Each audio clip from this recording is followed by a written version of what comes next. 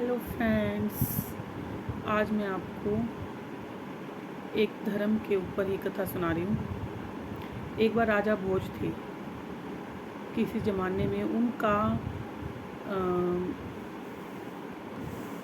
उनके मन में सभी दर्शनों में समन्वय स्थापित करने की एक लहर उठ गई। समन्वय स्थापित करना मीन्स उनके मन में सारे धर्मों को एक करने की लहर उठ गई, अदम्य लहर जो रुक नहीं पा सकती थी। तो उन्होंने क्या कहा, सभी धर्मों के दर्शनों के संप्रदाय के जो प्रमुख लोग थे, आचार्य बोलते हैं जिन्हें, तो उन्हें बुलाया और कहा कि क्या तुमने सभी धर्म संप्रदाय के पृथक पृथक संप्रदाय स्थापित कर रखी है, तो इन सबको एक किया जाए। नहीं तो अगर तुम इन सबको एक नहीं कर पाए तो तुम सबको ना जेल में डाल दूंगा। तो उस समय में जैनियों के आचार्य सूराचार्य जी थे। सूराचार्य जी बहुत ज़्यादा विद्वान थे, कुशल थे बातें करने में, वाग्वेदता में। तो उन्होंने एक युक्ति सूझी और वो भी उस समय जेल में ही थे। उन्होंने उनको भी जेल में डाल दिया था। तो फिर एक दिन सूराचार्य ने भोजराज को निवेदन किया, जेल में थे जब वो, कि एक बार आओ, मुझे आपसे कुछ बात करनी है। तो उन्होंने उन्हें कहा कि मैंने आपकी जो धारा नाम की नगरी के राजा थे भोज, धारा नगरी का पूरा निरीक्षण किया है।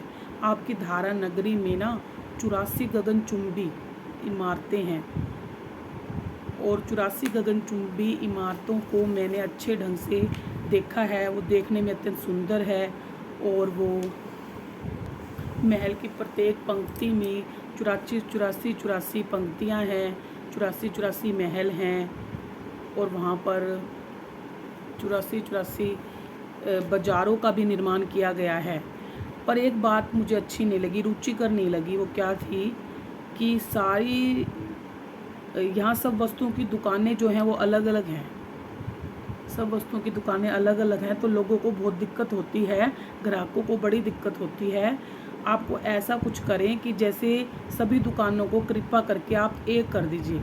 जितनी भी दुकानें हैं, तो कोई कहाँ से सामान लाता है, कोई कहाँ से सामान लाता है, तो लोगों को दिक्कत होती है।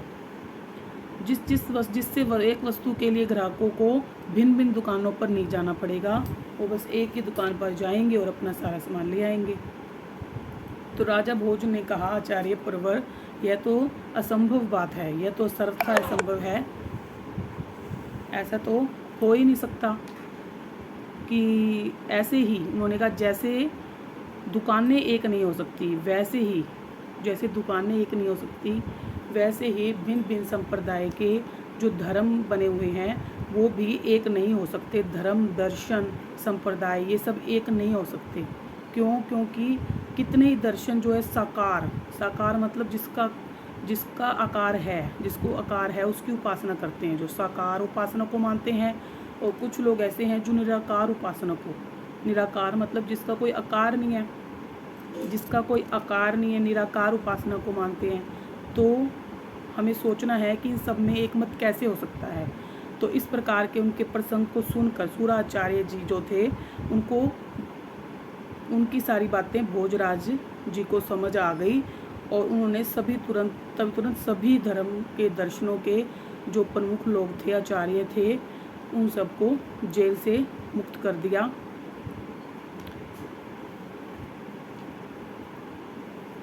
और बाद में जो सूराचार्य जी थे वो 35 दिन के उनका अनशन के बाद उन्होंने ध्येय को त्याग दिया।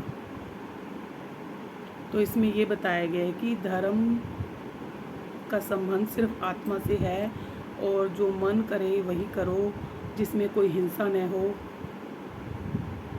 उसी धर्म को करें। Tata, bye bye.